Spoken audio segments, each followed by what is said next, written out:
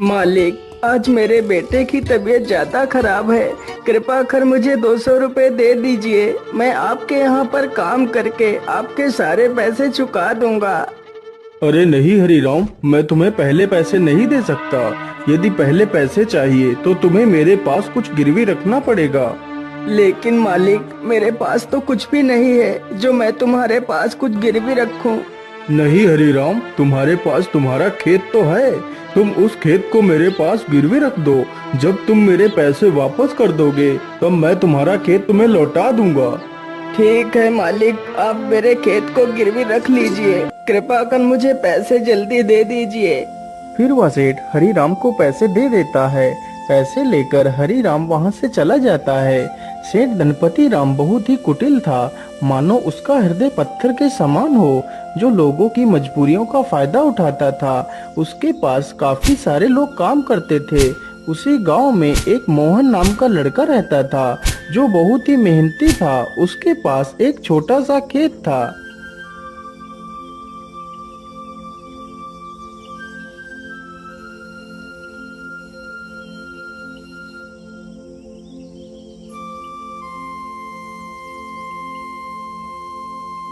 अरे मोहन बेटा, जरा पानी वानी तो पी लो। तुम तो कितनी मेहनत करते हो। हाँ चाचा, क्या करूं, बिना मेहनत के तो कुछ होगा भी नहीं। हाँ बेटा, तुम्हारी इसी मेहनत की वजह से ही तुम इस छोटे से खेत में दोगुनी फसल उगा पाते हो।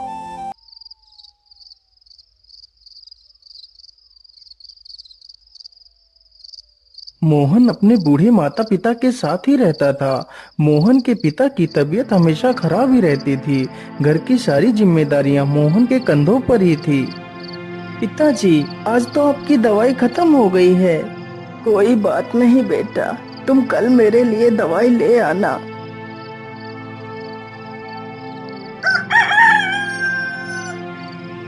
मोहन सुबह उठकर अपने पिता के लिए दवाइयां ले आता है। माँ, मैं पिताजी के लिए दवाई ले आया हूँ। आप पिताजी को दवाइयाँ समय से खिला देना। हाँ हाँ बेटा, मैं तुम्हारे पिता को दवाइयाँ खिला दूंगी। माँ, आज तो मौसम कितना अच्छा है। मैं आज ही खेत में बीज बो देता हूँ। ठीक है बेटा, जैसा तुम्हें अच्छा लगे वैसा ही करो। मोहन तुरंत ही अपने बैलों को लेकर खेत की तरफ निकल पड़ता है।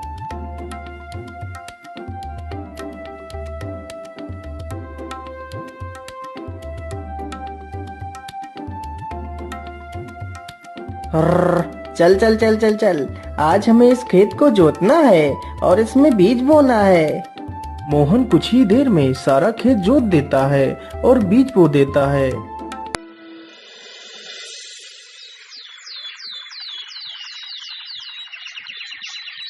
कुछ ही दिनों में खेत में बहुत अच्छी फसल तैयार होती है। अरे मोहन भाई, हर बार की तरह इस बार भी आपके खेत में कितनी अच्छी फसल तैयार हुई है। हाँ मदन भैया, यह सब ऊपर वाले का ही आशीर्वाद है, जो हर बार मेरे खेत में इतनी अच्छी फसल होती है। वे दोनों आपस में बात कर ही रहे थे कि तभी काले बादल छा जाते हैं।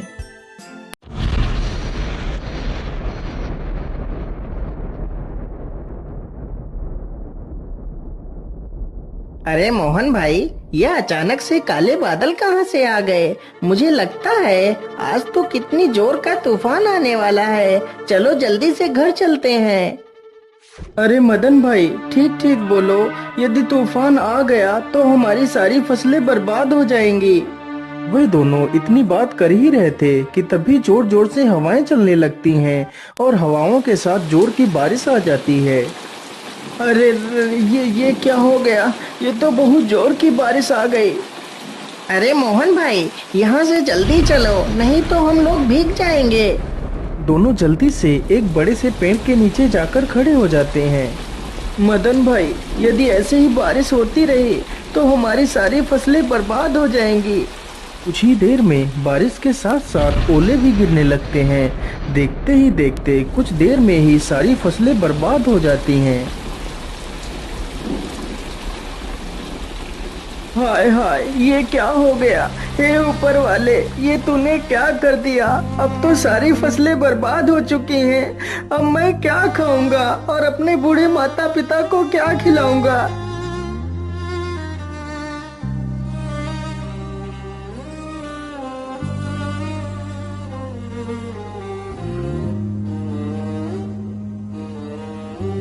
बेटा, तुम चिंता मत करो, ईश्वर पर भरोसा रखो, सब कुछ ठीक हो जाएगा। नहीं पिताजी, अब कुछ भी ठीक नहीं होगा। हमारी सारी फसलें तो नष्ट हो चुकी हैं। अब हम क्या करेंगे पिताजी? बेटा, तुम चिंता मत करो। तुम कल ही सेठ धनपति राम के घर चले जाना। वह तुम्हें काम पर जरूर रख लेंगे।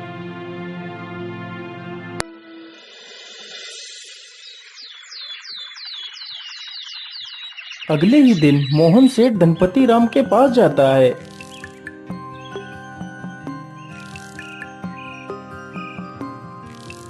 सेठ जी, मैं बहुत परेशानी में हूँ। कृपा कर मुझे किसी काम पर रख लीजिए। मोहन सेठ को अपनी सारी कहानी सुनाता है। सेठ जानता था कि मोहन बहुत मेहनती इंसान है। वह कम खेत में ही दोगुनी फसल उगा लेता है।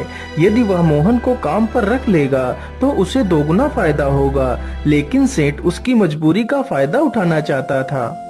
हाँ हाँ मोहन, मैं तुम्हें काम पर तो रख लेता, लेकिन मेरे पास अभी तुम्हारे लिए कोई काम नहीं है। तुम अभी अपने घर वापस लौट जाओ। जब मेरे पास काम होगा तो मैं तुम्हें बुला लूंगा।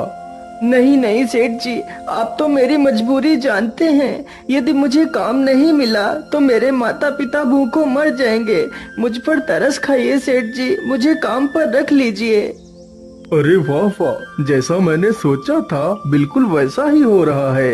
यही अच्छा मौका है इससे कम पैसे में ज्यादा काम करवाने का।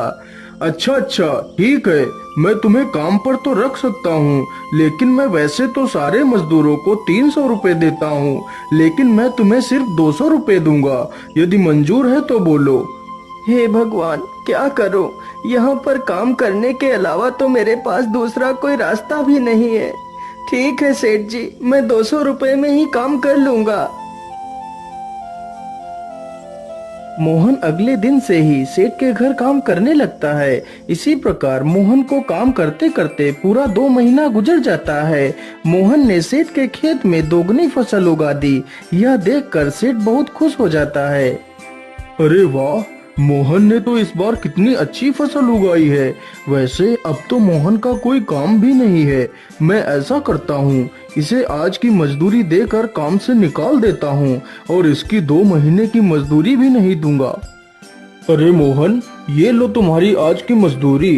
अब तुम्हें कल से काम पर आने की कोई आवश्यकता नहीं है। लेकिन सेठ जी, आप अचानक से मुझे काम से क्यों निकाल रहे हैं? क्या मुझसे कोई गलती हो गई मालिक? नहीं मोहन, तुमसे कोई गलती नहीं हुई है। अभी मेरे पास तुम्हारे लिए कोई काम नहीं है। जब मेरे पास काम होगा तो मैं तुम्हें जरूर बुला लूंगा। लेकिन मालिक, यदि आप मुझे काम से निकाल देंगे तो मैं भूखों मर जाऊंगा। मैं अपने पिता के लिए दवाइयाँ कहाँ से लाऊंगा? मुझ पर दया कीजिए सेठ जी। सेठ मोहन की एक बात भी नहीं सुनता और उसे काम से निकाल देता है।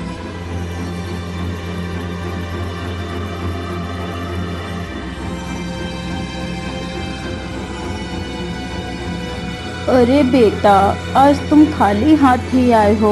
आज तुम घर का राशन तो लाए ही नहीं। माँ, मुझे माफ कर दीजिए। अब मैं आपके लिए कुछ भी नहीं कर सकता। लेकिन बेटा, आखिर क्या बात है? तुम इतना परेशान क्यों हो? फिर मोहन सारी कहानी अपनी माता को सुनाता है। अब आप ही बताइए माँ, मैं क्या करूँ? कहाँ काम करूँ? किसके सामने हाथ फैलाऊं? बेटा, तुम परेशान मत हो। हम लोग आज पानी पीकर ही सो जाएंगे। वैसे भी मुझे तो भूख नहीं लगी है। और बेटा, तुम हार मत मानो। तुम कल फिर से सेठ के पास जाना। हो सकता है सेठ तुम्हें काम पर रख ले।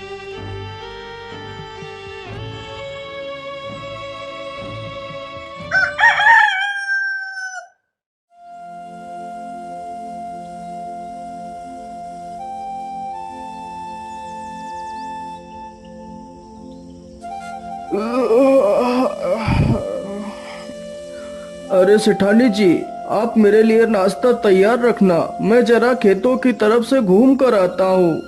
ठीक है, आप आराम से जाइए, तब तक मैं आपके लिए नाश्ता तैयार कर दूंगी। इतना सुनकर सेठ वहाँ से चल पड़ता है। तभी देखता है कि मोहन उसके घर के बाहर ही खड़ा है। अरे मोहन, तू इतनी सुबह सुबह यहाँ क्या कर रहा है? मालिक, मैं आपके पास ही आया था। यदि मुझसे कोई भूल हो गई हो तो उसे क्षमा कर दीजिए मालिक, लेकिन मुझे काम पर रख लीजिए। अरे मोहन, तू तो कितना बेशर्म है। मैंने तुझे कितनी बार मना किया है कि मेरे पास कोई काम नहीं है, फिर भी तू मेरे पास चला आता है। क्या तेरे अंदर कोई शर्म लिहाज नहीं है? मालिक, मुझे शर्म तो आती है, लेकिन जब मैं अपने बूढ़े माता पिता को पानी पीकर सोता हुआ देखता हूँ तो मुझे यह अपमान कुछ भी नहीं लगता। लेकिन मैं तुझे कोई काम नहीं दे सकता, चल भाग यहाँ से। इसी प्रकार कई दिन गुजर जाते हैं। सेठ मोहन को भला बुरा कहकर भगा देता है, लेकिन सुबह होते ही मोहन फिर से काम मांगने के लिए सेठ के घर पहुंच जाता है। लेकिन मैं तुझे कोई काम नहीं दे सकता, चल भाग यहाँ से। हे भगवान, मैं तो इस मोहन के बच्चे से परेशान हो गया हूँ, लेकिन यह तो सुधरने का नाम ही नहीं ले रहा। मैं ऐसा करता हूँ, कल सुबह होने से पहले मैं यहाँ से कुछ दिनों के लिए अपने रिश्तेदार के घर चला जाता हूँ, तभी मैं इस मोहन से अपना पीछा छुड़ा पाऊंगा। सुबह होने से पहले सेठ और उसकी पत्नी बैलगाड़ी में बैठकर वहाँ से चले जाते हैं।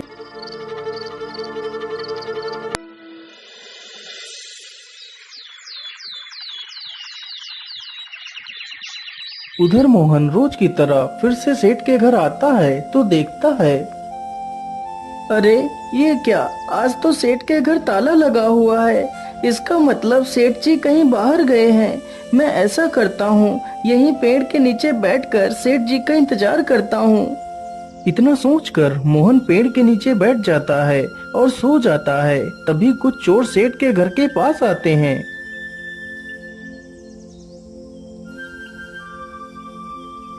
अरे लल्लन, आज तो यह दुष्ट सेठ है भी नहीं। आज अच्छा मौका है, चलो आज इस सेठ की सारी तिजोरी खाली कर देते हैं। चोर जल्दी से एक पत्थर उठाता है और ताले को तोड़ने लगता है।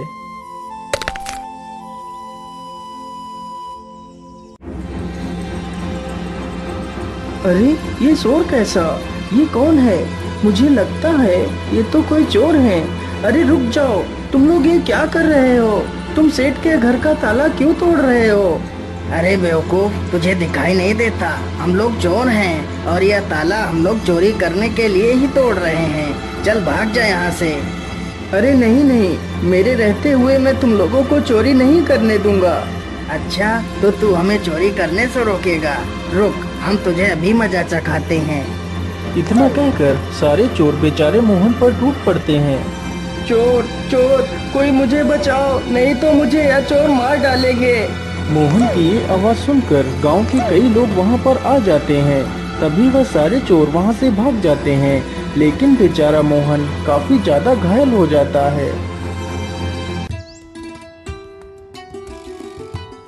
अरे सेठानी जी, अब तो हमें यहाँ पर कई दिन गुजर चुके हैं, चलो अब हमें घर वापस चलना चाहिए।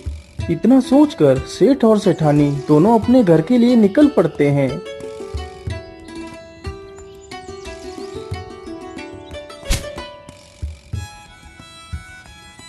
अरे वाह, जैसा मैंने सोचा था बिल्कुल वैसा ही हुआ। अब तो मोहन से मेरा पीछा छूट गया। लेकिन ऐसा कैसे हो सकता है? मोहन आज भी नहीं आया। मोहन इतनी जल्दी हार मानने वालों में से नहीं है। फिर वह आया क्यों नहीं? कहीं वह किसी मुसीबत में तो नहीं पड़ गया? चलो चलकर देखता हूँ। इतना सोचकर सेठ गांव की तरफ निकल जाता है। अरे मदन भाई, मोहन कहीं दिखाई नहीं दे रहा, वह कहाँ गया है? अरे सेठ जी, मैं तुम्हें क्या बताऊं, आप तो बर्बाद होने से बाल बाल बच गए। क्या मतलब? मैं कुछ समझा नहीं, तुम क्या कहना चाहते हो? फिर मदन सारी कहानी सेठ को सुनाता है। ये सुनकर सेठ के पैरों तले जमीन खिसक जाती है।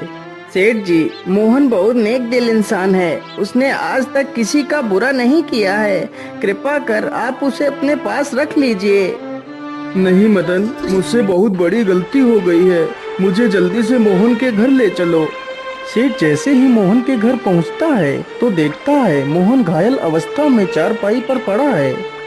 मोहन, मुझे माफ कर दो। मैंने तुम्हें बहुत तकलीफ दी। जिस इंसान को मुझे अपने गले लगाना चाहिए था, मैंने उसे ही तकलीफ दी। हो सके तो मुझे माफ कर देना मोहन। नहीं सेठ जी, आप माफी क्यों मांग रहे हैं? ये तो मेरा फर्ज था। मोहन, तुम कल से मेरे पास आ जाना। मैं तुम्हें अपना विशेष अधिकारी बनाऊंगा। फिर सेठ तुरंत ही मोहन की माँ को 500 रुपए दे देता है और अगले ही दिन से सेठ मोहन को अपना विशेष अधिकारी बना लेता है।